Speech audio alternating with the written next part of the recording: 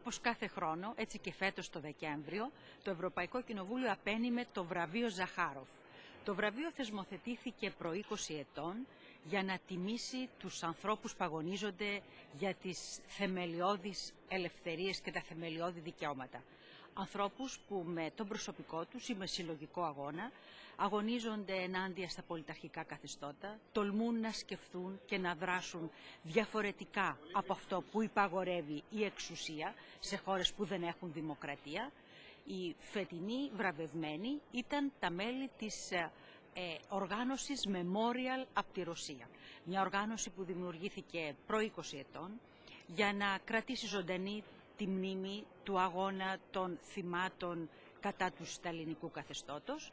Από τότε όμως, εκτός από αυτό το στόχο, έχει και έναν άλλο στόχο, τον οποίο βραβεύουμε σήμερα στο Ευρωπαϊκό Κοινοβούλιο, που είναι να βοηθήσει την αποκατάσταση ή μάλλον την εγκαθίδρυση της δημοκρατίας στις νέες δημοκρατίες στη μετασοβιετική εποχή.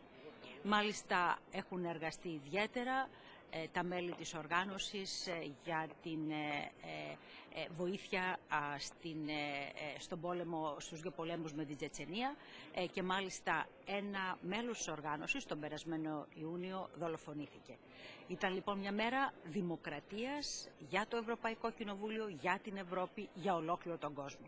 Διότι μια από τις αποστολές μας είναι να κρατάμε ζωντανή τη φλόγα της δημοκρατίας και της υπεράσπισης των ανθρωπίνων δικαιωμάτων παντού στον κόσμο όπου υπάρχει ακόμη ανάγκη.